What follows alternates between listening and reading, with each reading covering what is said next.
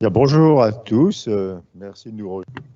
Good morning, good afternoon, one and all. Thank you for being with us for an hour to talk about corporate governance. I'm going to moderate a debate between Laurent Mignon, who is the chairman of the supervisory board of BPCE, and Emmanuel Faber, who's now a partner at Astana Venture, who's also the chair of the International Board of Non-Financial Standards of IFRS, in charge of non-financial reporting and accounting. We've decided to discuss the matter of corporate governance in 3 items. First of all, the nature of the choices of the changes that we look forward to in capitalism, and then impacts on corporate governance, what would be the best solution for corporate governance, and then a question about new standards in terms of non-financial reporting, the difficulties and the expectations that we have.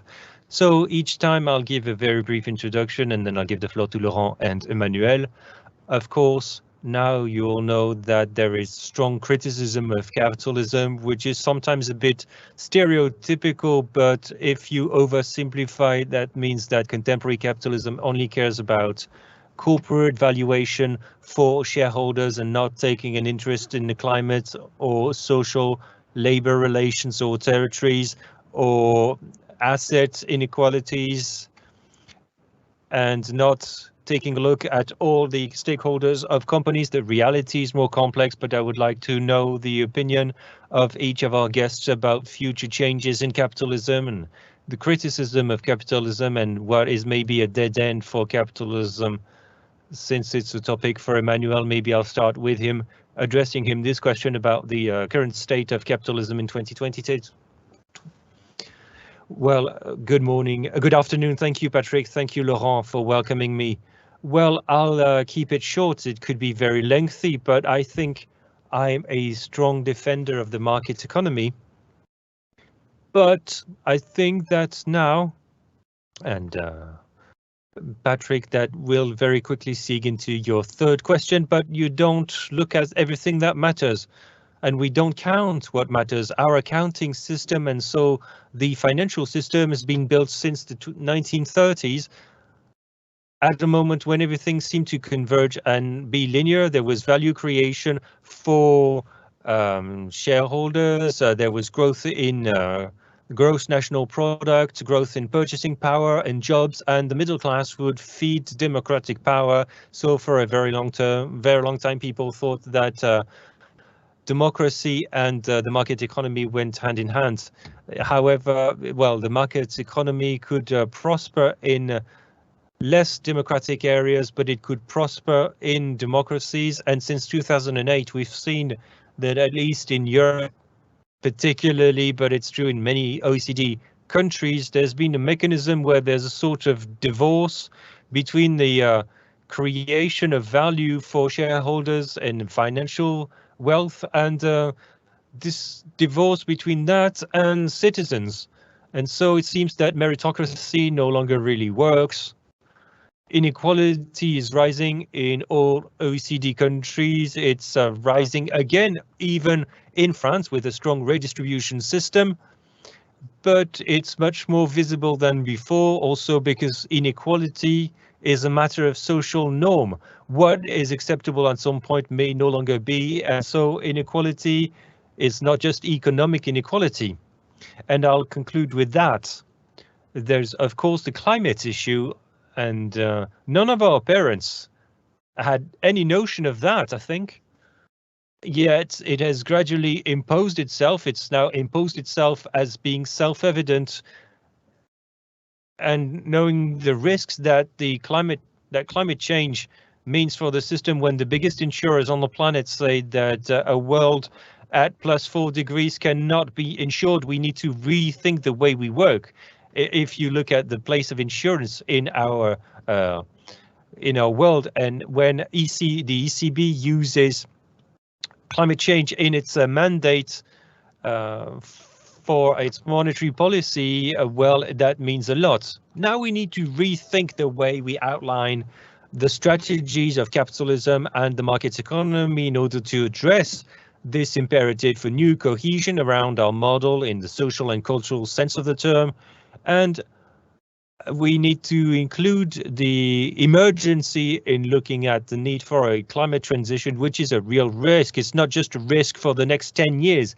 In many businesses, my previous activity was related to agriculture. Agriculture is the #1 victim of climate change, which is happening now. And the banker's view with Laurent? Well, the bank, maybe just the CEO.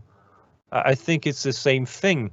First of all, I agree with Emmanuel in that I'm a strong defender of the market economy and even of capitalism.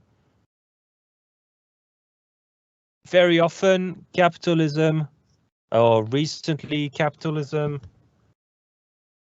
was assimilated with short-term views. And I think that it's a shortcoming in the way financial markets work and the outlook that financial analysts could have on companies and the way companies communicated to the market, and it hides the reality of what capitalism is.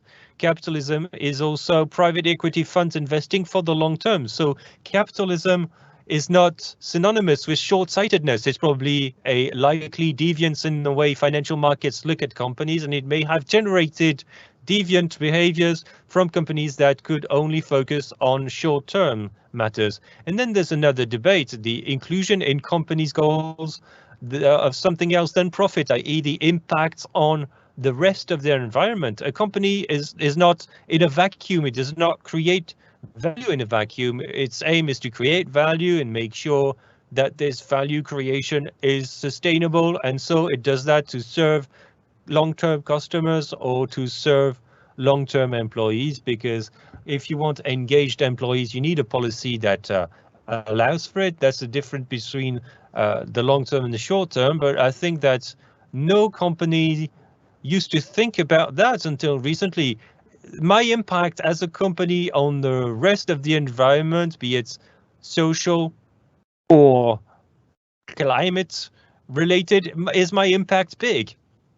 Well, the social impact, we didn't really care because there are governments and it's up to them to manage social policy. And anyway, the climate, the issue of global warming was so distant. There were only a few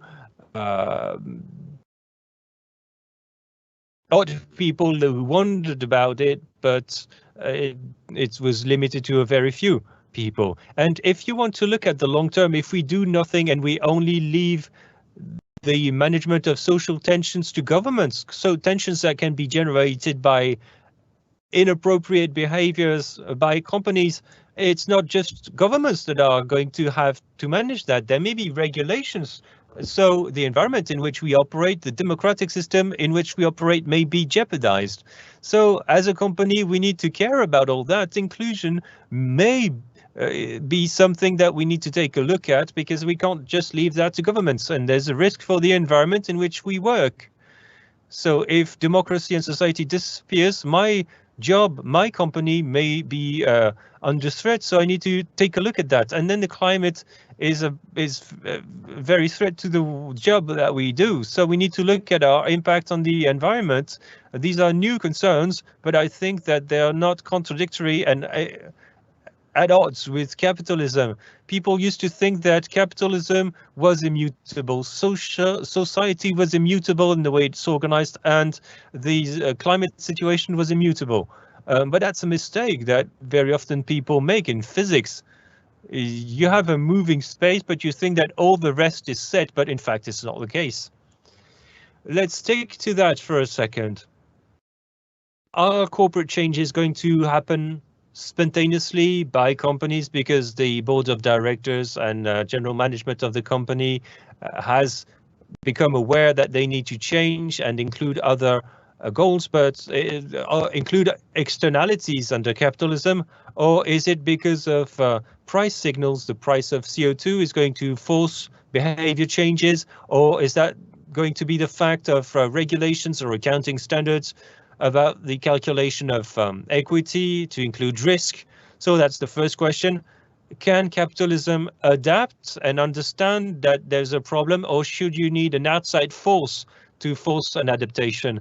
And is that compatible with return on capital requirements from shareholders that are still strong, double digit in most countries? So could you have long-term goals?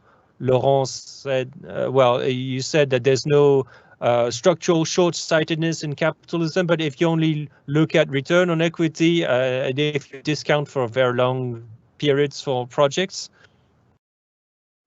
well, I'll put on my hat as the chairman of the supervisory board of BPCE. We're a cooperative group, so 12% return on equity, that's not the goal that we set ourselves. Our goal is to support the growth of the French economy, support our customers, help them grow. That's our goal. We want to do that in good profitability conditions, because if we are profitable, we're sustainable. If you're not profitable, you won't withstand any crisis. So what is my ability to withstand a crisis, to face changes, adapt, and be sustainable? If I'm not profitable enough to invest for the future and withstand a crisis, I'm going to be fragile. But when you're listed, your angle is probably the same, but it's expressed in your ability to raise money, to go for investors in case of difficulties, or because you want to grow. And so the debate between the expected cost of capital from the market and the company's ability to be profitable, that's where there's a tension. But that said, let's look at the number of companies that are very expensive but with negative ROE. So what matters is the ability that the company can have to express what it could be over the long term. And I think that the excessive character of return on equity over the short term that's demanded is because we can't really sell our long-term outlook. Emmanuel, will capitalism reform itself, or should there be external constraints? I think there are going to be both. But I'm very confident about the company's ability to think about its own survival. In my view, it's evident, and destructive creation or creative destruction, however you want to call it, that's a reality. So the economy is constantly transforming. Companies are born, live and die, but many last via phases of crisis. So, of course, companies are able to adapt pragmatically to what they perceive as opportunities and risks. That is fundamental. Capitalism and the market economy are going to transform because they will perceive these constraints and opportunities. As Laurent said, you can see that it's no longer immutable. So if it's no longer immutable, you need to become aware of that and make decisions based on factors of change that you perceive, because the company's best interests are at stake. And also, I think that regulation is necessary. It's important for sovereign states to do their job and contribute to that. Moreover, I think that these thoughts and these actions are not just individual fields, but also collective fields. BPCE, Danone, myself, Laurent, we were involved in collective initiatives in France and beyond about a number of issues about more inclusive growth. Do we really believe that we are stronger when we think, when we act collectively on a number of these parameters? So I think that there's going to be a mixture of both. A last question about that, but maybe about regulation or not. I think that, of course, there's the way markets naturally work, so actors are going to adapt towards a target, but you need a framework, and that's the role of public authorities.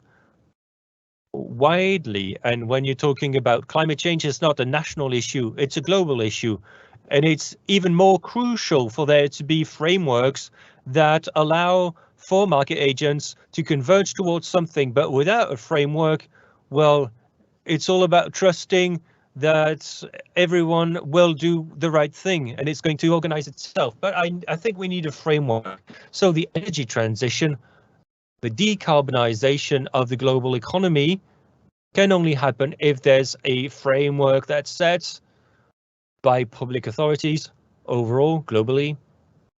If there's investment and adaptation by industrial players for that, and as bankers and asset managers, we need to direct savings in the right direction to promote this transition and adaptation.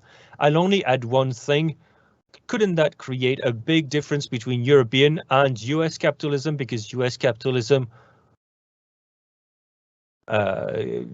you saw that you were a B Corp in the US before you were, although you were a French company.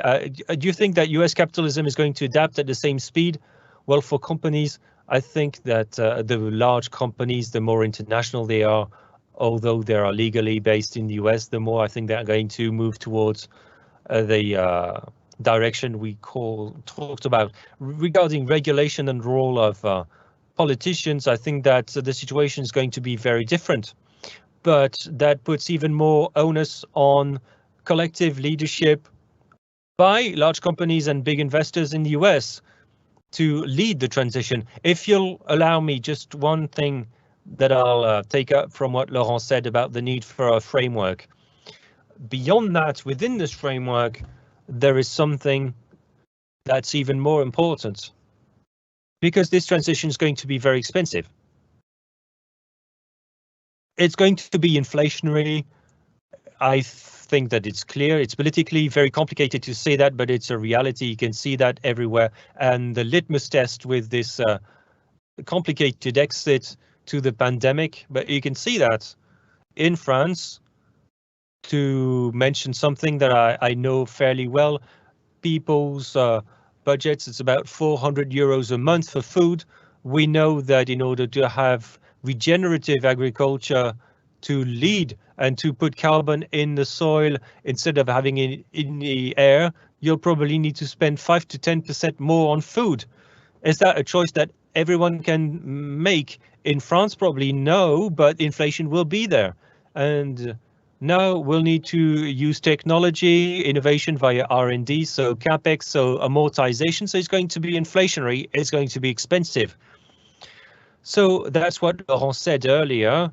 You can't let the market assess the way that every agent is going to position itself in sometimes excessive competition, or leave whole swathes of possible solutions stay unexplored because they would be too expensive at the outset. So public funds should be a catalyst to choose the few avenues that we should explore.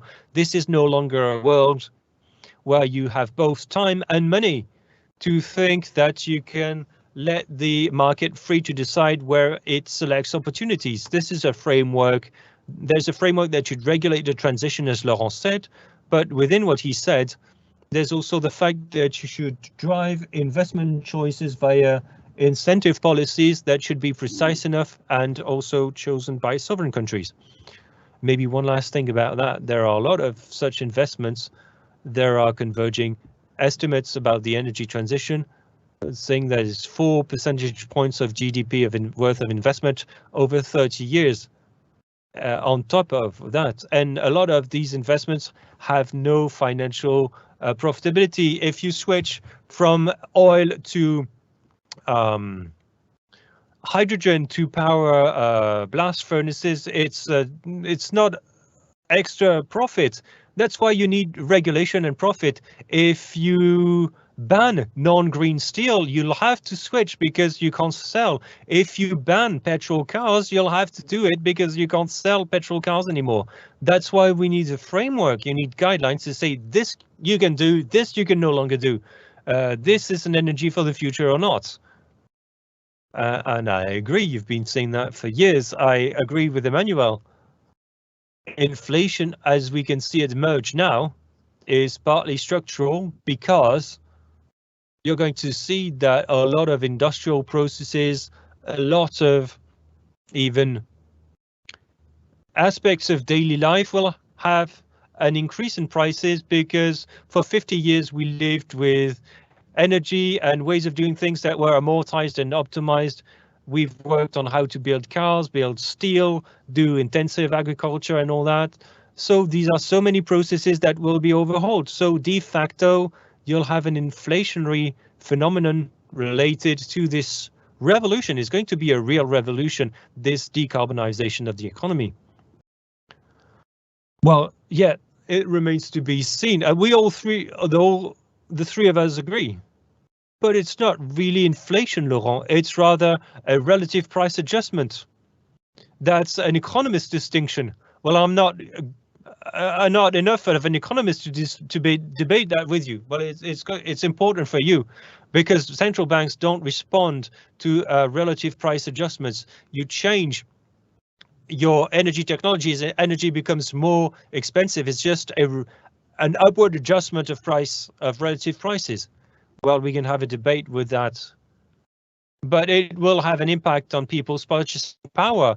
And if there's an impact, well, national solidarity will take care of that, or there will be price increase demands, and that's going to start a process that we haven't seen for a long time in our country. And people will need to be able to buy things. So we can move on to the second question, thinking, well, all these upcoming changes in corporate governance will need to take into account the demands of the various stakeholders. How's that organized within companies? There are proposals that differ. There are proposals to do a lot of things in the board of directors, not just have employee representatives, representatives of NGOs and local authorities on the board. Personally, I think it's weird, because the board of directors is for people inside the company. But what do you think about that? There are such examples.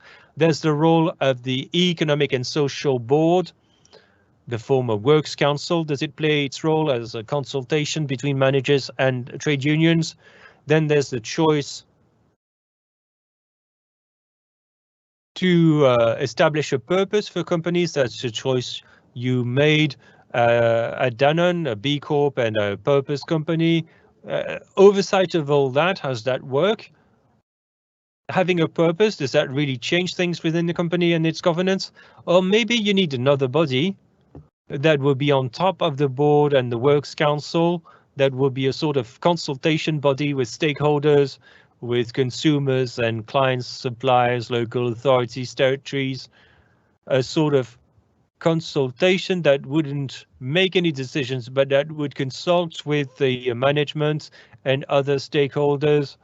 What's your framework? How would you organize the ideal company to adapt its governance? Emmanuel, I think that you're going to defend purpose-built companies. Well, yes, in a way. I don't know whether there's an ideal model. I think that governance, strategy and culture for a company are three pillars, three legs of a tripod that help it stay upright. I think that you need to think about all three based on the company's agenda, where it stands in its transformation, and you need to be very plastic, very flexible, very open-ended about governance. First thing. Then secondly, you were talking about the US market. Americans have created a public benefit corporation model. The English did that before them. The British are thinking about that, and so are the Dutch. So there are governance models that are close to what we have with purpose companies in France. I don't know whether it's an ideal model, but to comment on the various proposals that you've discussed, the various avenues that you've discussed, I don't believe in a board of directors that would be a hodgepodge of many things. A board of directors should be very precise. Well, it's not made up of people from the company. A board should be as independent from management as possible, but it is attached to a notion of supervision and defense of the company's best interests. And so stakeholders wouldn't necessarily care about that. NGOs around the table would legitimately seek something else, and that's why their opinion would be interesting, but they would explain the outlook of the causes that they defend, and that does not align necessarily with the best interest of the company, the economic interest of the company. So directors should care about the company's best economic interest. And in France, the notion of the identity and the social purpose of the company is very interesting, and that's a French specificity. That's what cements the company, in spite of divergences between independent directors, would tend to preserve that. However, the fact that you need areas of collective intelligence for engagement with internal and external stakeholders, yes, of course, and probably at levels of granularity that cannot be, well, for which a sort of big thing, an assembly, a general assembly of stakeholders.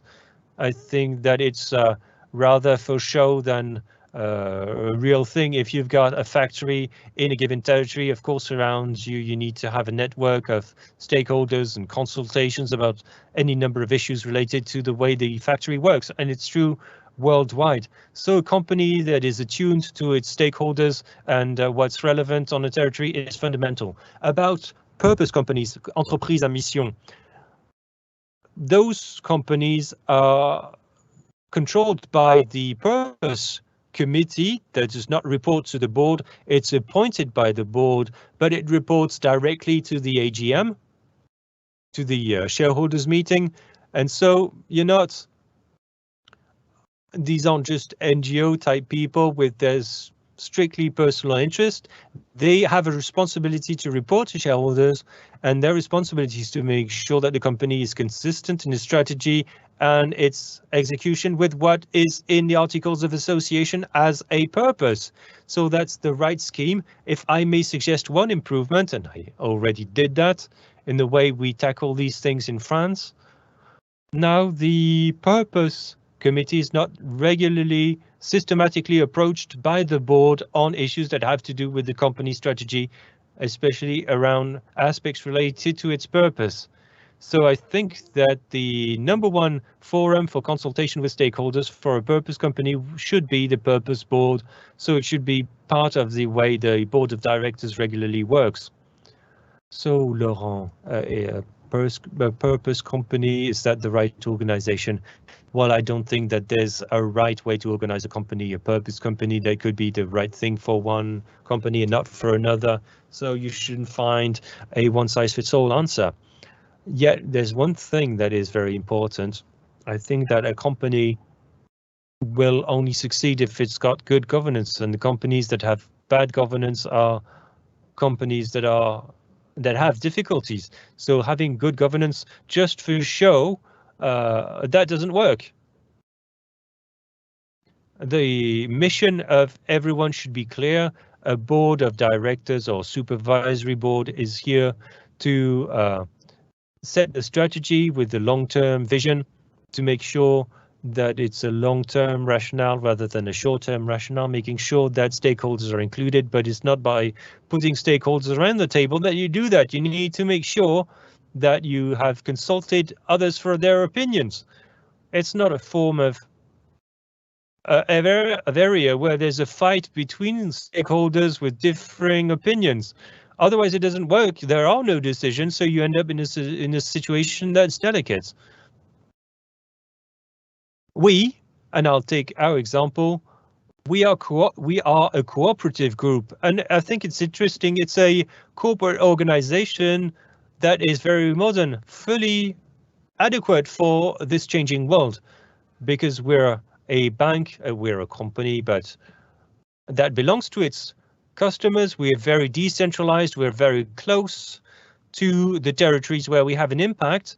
And so this close relationship with the environment and the ecosystem is built into our organization natively.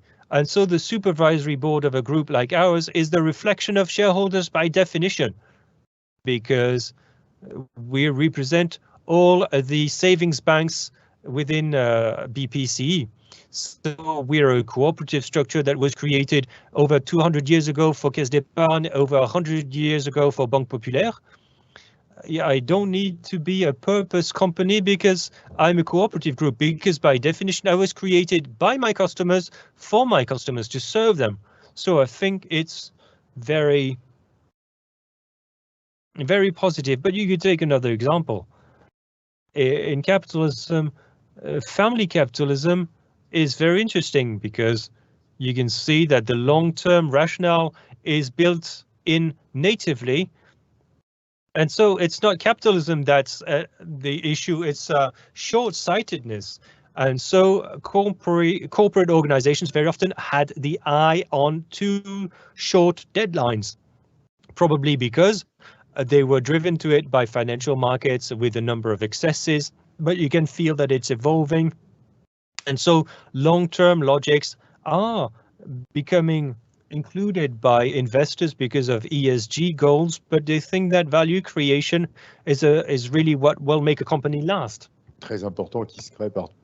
There is an ongoing debate about inequalities, wealth inequality. Can companies do anything about that? For instance, I mean, if you have huge employee shareholdership, will that make a difference? I mean, of course, the company itself can become wealthier, but it means that the owners are the employees. I mean, in a family company, it may be a bit more complicated to work it out, but should there be ambitious objectives in terms of employee shareholdership, or is it really a matter of not so much of ownership as governance, and so that you have more company directors representing employees?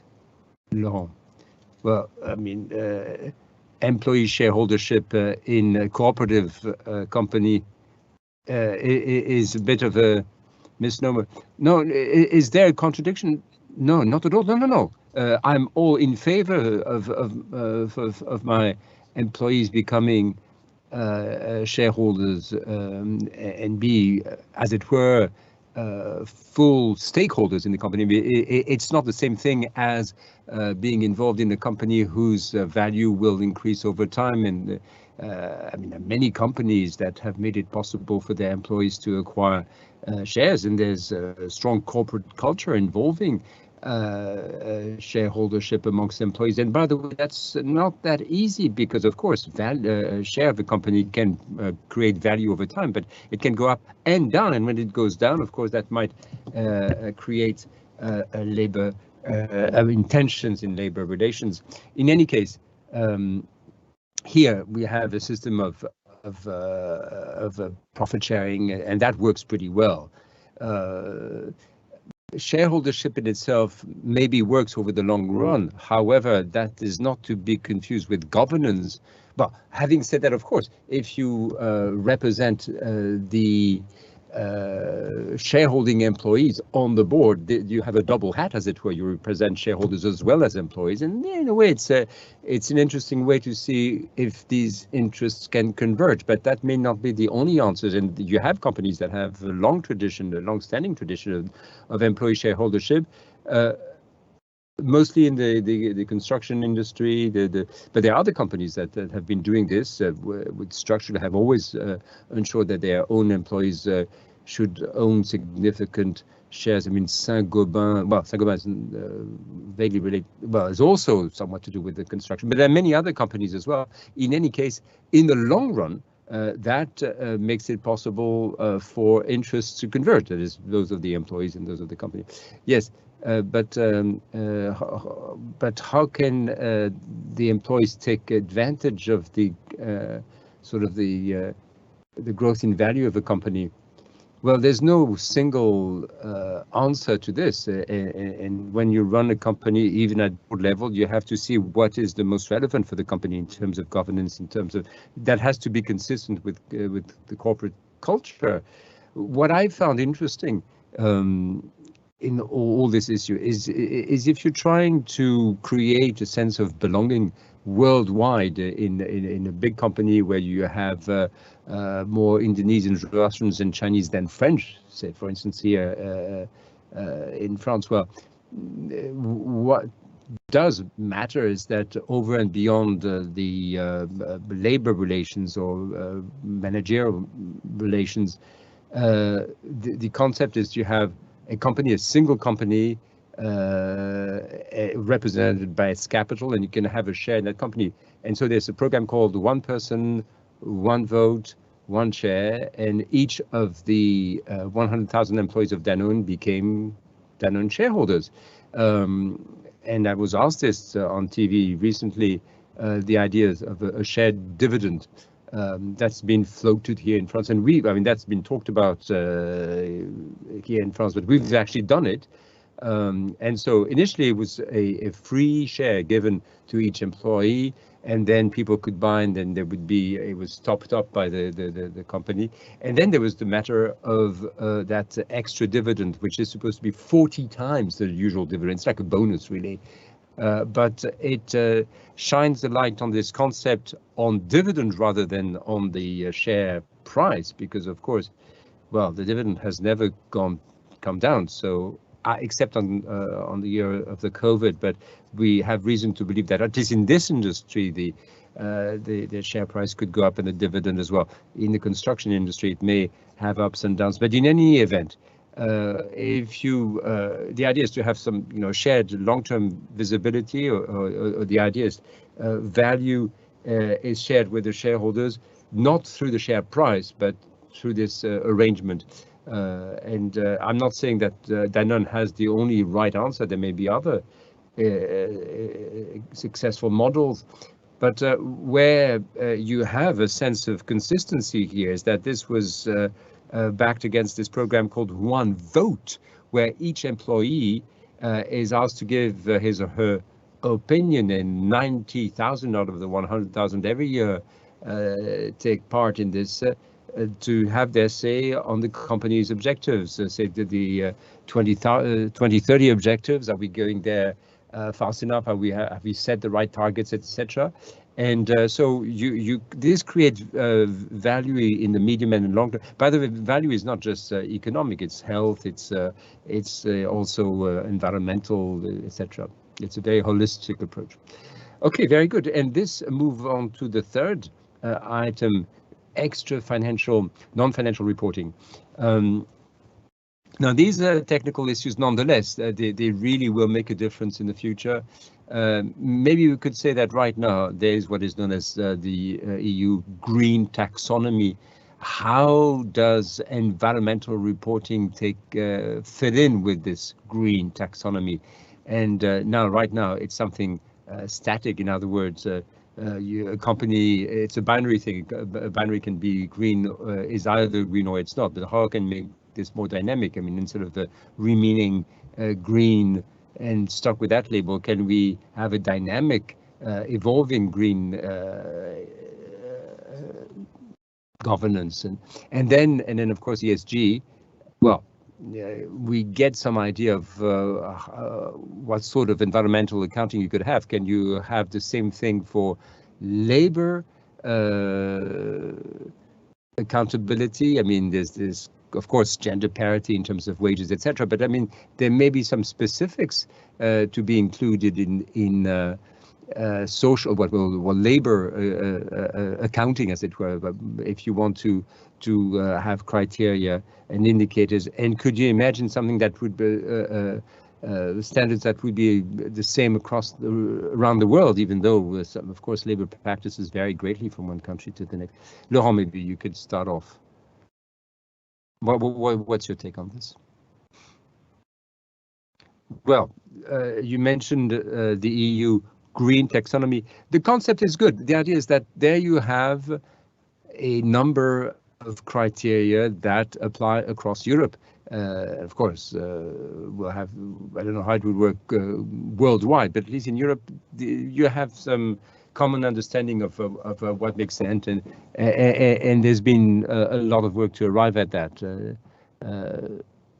Well, it doesn't mean to say that it is beyond criticism, but in any case, what we can see is that the big challenge here, with the energy transition, is to be able to measure things, to have benchmarks, and the taxonomy does make a step in that direction. Well, the one shortcoming is that it's an either or type thing. Either you're green or you're not, and all the efforts that have been made, the way you've come is not itself being measured, and so that is an issue because we're not going to go from brown to green. We're not going to become decarbonized overnight, and so the whole issue is energy transition. The transition is what counts, of course. It's what kind of investment companies are going to do. Some companies are brown today, and they will turn green eventually.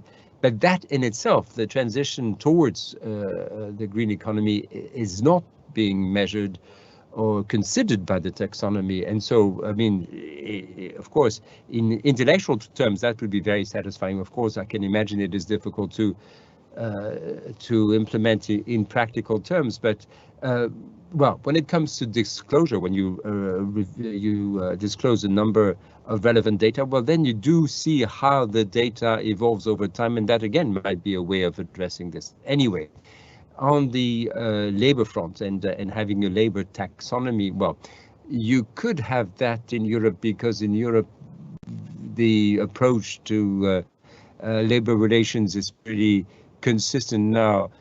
Disclosure, climate disclosure worldwide, well, that we'll have the same criteria, the same numbers around the world.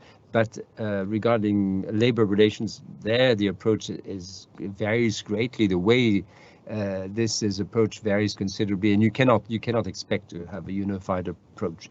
No way. So the green taxonomy does present a number of advantages, in particular to have metrics, indicators that can be compared with one another, things that can you can, I mean,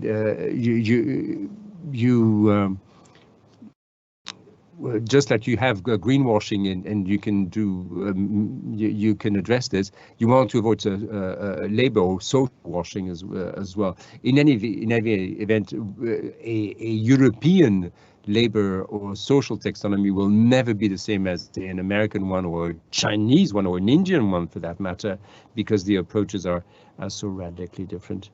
Again, on the same point, but more specifically, you can see that well, it is in the transition that the risk of greenwashing really is an issue, isn't it? Because you can say you're making progress when you're not.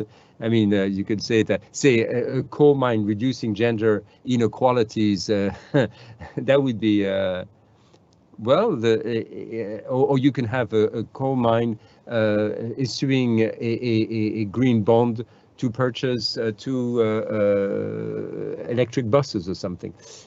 Well, that's true. The thing is, what you have to consider, you're talking about huge investments. It will take huge amounts to go from A to B, and to measure the steps is going to be the real challenge. Companies will have to present this, and there must be a way of measuring this, say, objectively. Emmanuel, I mean, Laurent has made that point, by the way. Can it be a global social disclosure, like an IFRS standard for these social criteria? Or could there be, or can we have a connection between environmental indicators with the actual investments, the capital expenditure that goes with it? Well, I'm always delighted to take these questions, although at this point I don't know that much. What I can tell you is at COP26, IFRS and global authorities have announced this International Board of Non-Financial Standards. There are two types of standards, well, two prototypes. The general requirements, and that is the framework within which this is based on the TCFD, and the climate prototype. And within that board, you have SASB in the US and CDSB in Europe. I mean, these are two of amongst the five big standardizing, well, for non-financial information, non-financial standards. Anyway, in Glasgow, it has been announced that the climate standard will be available, and likewise the general requirements, because, as I said, the general requirements are the general framework. In any event, now the board is being constituted as we speak. The teams are being recruited. Well, it's a work in progress, but the work so far has been quite considerable, and of course there's a huge ecosystem of contributors, not just in Europe, also around the world, trying to make it all happen. So the idea is to have this board and these global standards on financials. On climate, of course, we realize that having a taxonomy is a political decision. Of course, it would be nice for this to be, say, a scientific decision, but SBDI is being challenged by some who say that, well, there are issues of conflicts of interest, and so, I mean, the scientific base is a good thing, but science in itself, of course, evolves. At least the findings change, especially on climate, so we know more. And but in any case, when you have a democracy, you want to have a democracy going, you need to find compromises and consensus. Look at the nuclear. We could have a situation where you could have no nuclear in Germany and nuclear France, or vice versa. And you could imagine gas being green in Germany and not in France. I mean, or nuclear being green in France and not in Germany. I mean, this is, of course, absurd, but you need to arrive at a compromise amongst countries because they may have diverging policies. And there, I agree with Laurent. The financial leaders need to have a long-term view, because if there's a new majority at the European Parliament, you cannot just completely turn around. The policy must be long-term and must be sound. Now, the purpose here, the mission here, is to go back to the source code of it all, if I can use that phrase, with enough granularity to be able to look at taxonomy according to local circumstances. In other words, it shouldn't be a case where companies in France should say they are green or brown. We have to look at the energy mix all over the world, not in France and Germany, but in Europe and Asia, so that over time you could see how the mixes are made up, and then it will be for investors, the central banks, to decide, okay, what color is that mix? But it is not for politicians to say this is good and this is bad, this is right and this is wrong. And so that's on green and brown and climate. Regarding the social issues and the labor, I tend to be more optimistic than you seem to be. Right now, I certainly agree. The only thing we can agree on is carbon. We can sort of work out the ton equivalents of CO2, greenhouse gas emissions. We know how to work them out. And even Americans, Chinese, and the European agreed that we need to have scope 3. TCFD has done a remarkable job. And now we are reaping the dividends of that. So I hope we can arrive at a standard that will get things moving, because instead of saying, is this now, is this tomorrow, in any case, the standard will include the future. So there will be decarbonization scenarios with disclosures, with milestone disclosures. Where will you be 5 years, 10 years down the road? One of the things of TCFD is metrics and targets. Where do you propose to get there, and how are you proposing to get there? So, and in terms of CapEx, how much is this going to cost the bank, or how much is this going to cost the shareholder? Now, if 2 years down the road, again, in terms of disclosures, you find that you're a long way from what the market anticipated based on what you announced, in other words, you're behind schedule, then you'll have a carbon warning, just you have a profit warning today, because CapEx that was supposed to be made were not made. You still have the same target, so it means you have less debt in your balance sheet, and so your share price goes down. And that's when that happens, we've cracked the model, because what's missing now is the synchronicity between finance and the needs of the real economy. Between finance and the real economy. And of course, the urgent thing here is the climate, because that's going to drive everything else.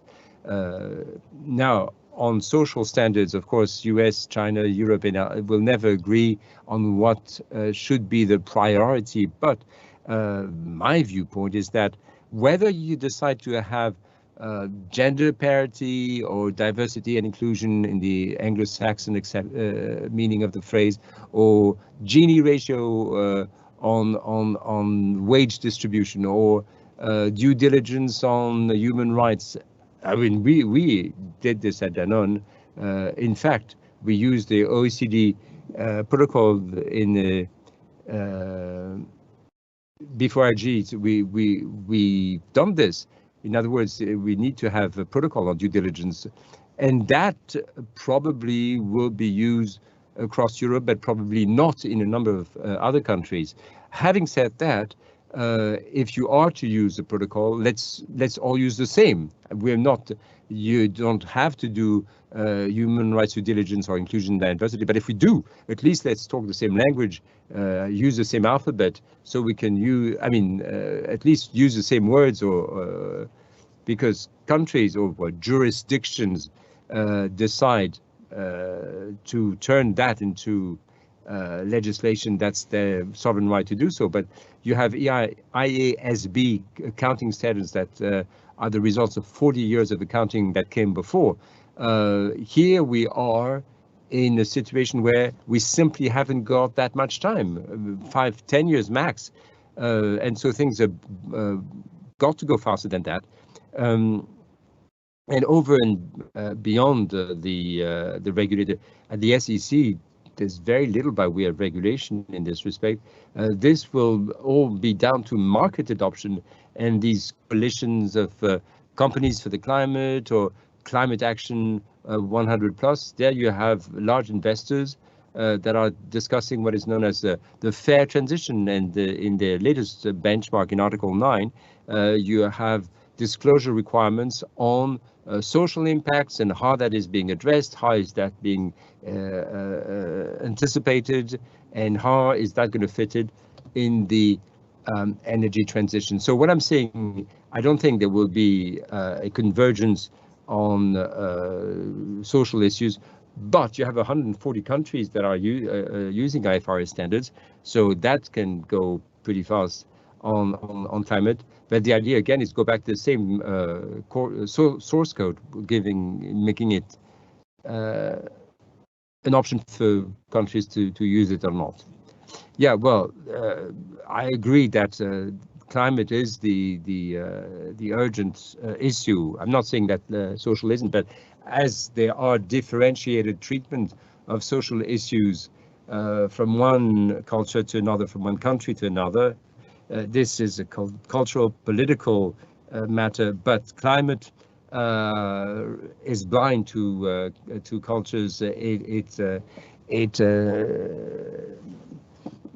there in a very uniform way, and there you haven't got 50 years. I mean, you may have 10 years to really make significant progress in putting initiatives in place and measuring them. And that, I mean, I'm not saying that labor issues or social issues are not important. Of course they are, but the social transition is not looking at the same time scale, or at least the same urgency as climate. Are we getting questions? Let's have a look. We can't see them up on the screen. Or can we? Oh, it says Q&A session. At our purpose company, I think we've addressed that, haven't we? Wouldn't the best way simply to have legislation? Well, I mean, it's all very well to have legislation. The idea is to have a framework within which all players can work. Can the market meet these requirements? The price of the CO2 ton. Well, as an economist, that would be a question I would have. I mean, you're talking about the fair transition. To what extent can you rely on a pricing system to have a fair transition, and how effective is that? Well, my colleague Christian Gaulier at the Collège de France says if you want to follow the track of the COPs, the COPs, if you want to remain on target, you'd have to have a price of 150 euros per ton. Right now, we're talking with about half that at 80. Well, Patrick, you addressed this issue, inequalities. I mean, my feeling is that no matter at any cost, that we need to arrive at a social and climate plan in the years to come. What we did to pull through this pandemic, so this COVID situation, we have to be able to do with the climate and for social issues. I mean, this is long-term stuff, and we need to start with issues that will drive the rest, because we're talking about such amounts, such investments, that you have to be selective as to how you get started, what the areas will be those driving the change. Now, of course, the big question is this taxpayers' money, where's that being used? And then how do you deal with the people and companies that find themselves in a difficult position when these changes come about? This may sound unpopular, but you know, there's a direct link between GDP, carbon emissions, but likewise there are links between wealth and carbon emissions. There are a number of surveys that have been consistent enough to show that wealth creation goes hand in hand with emissions.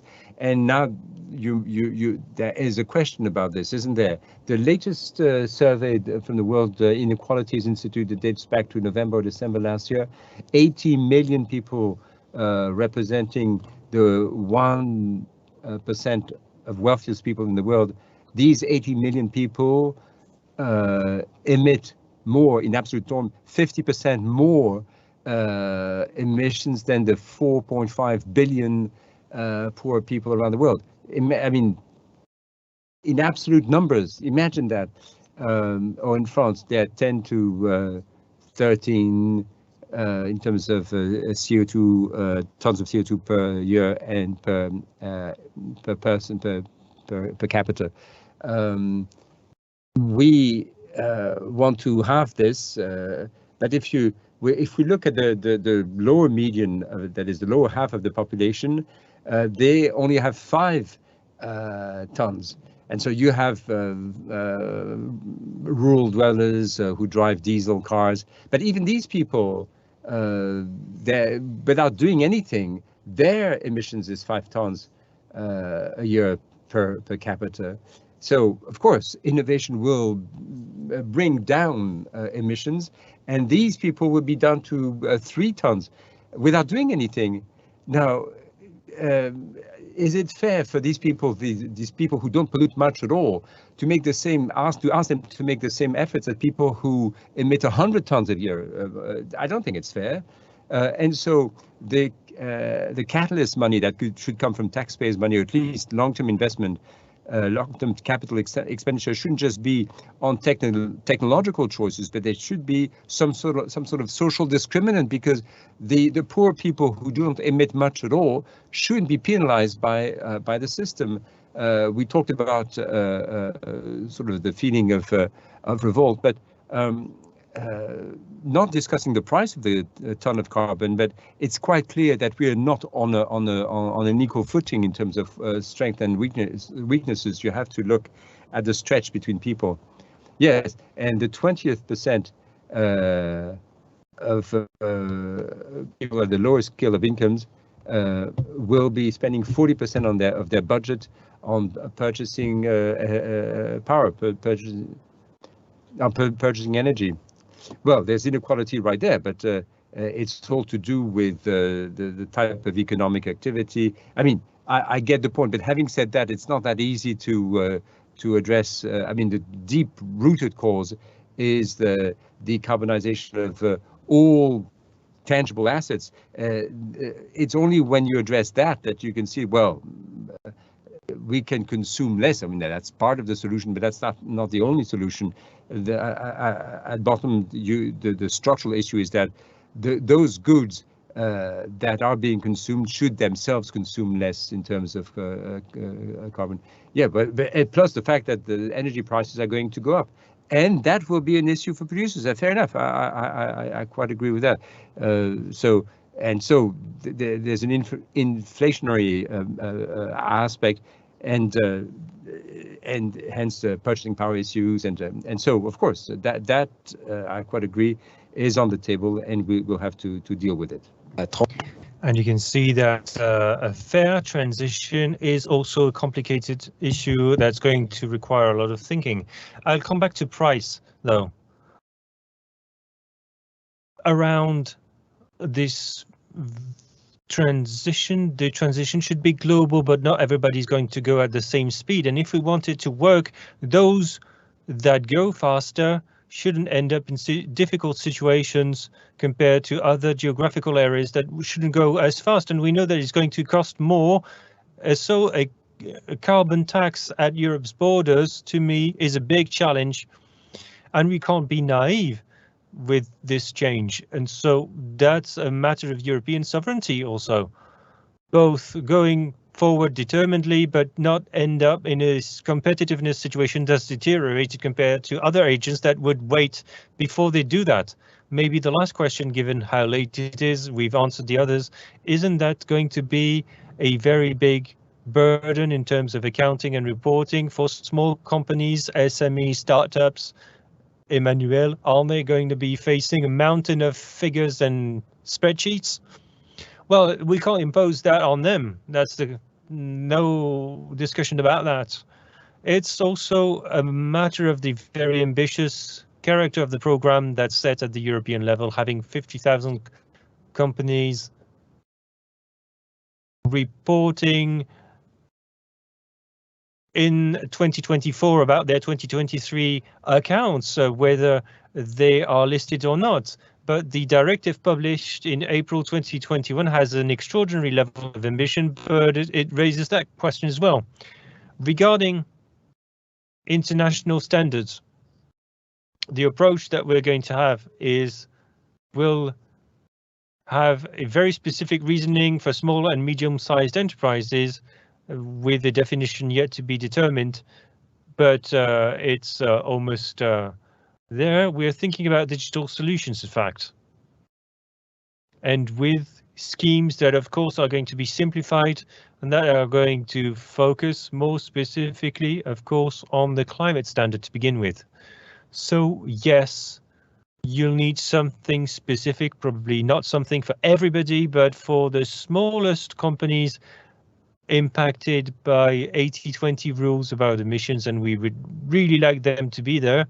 Well, we'll need to find user-friendly solutions, and it's probably very complicated in accounting terms on non-financial standards. Maybe we can, since we are starting from scratch, we're building it up, we can start with digital from the word go. Well, I think that we're going to have to leave it at that. Thank you to the both of you gentlemen. I hope that our listeners enjoyed your candidness and your new avenues. Thank you for being here tonight, and anyway, you can replay the recording if you weren't able to watch us live. Thank you so much. Thank you, Patrick. Thank you, Emmanuel. Thank you, Laurent.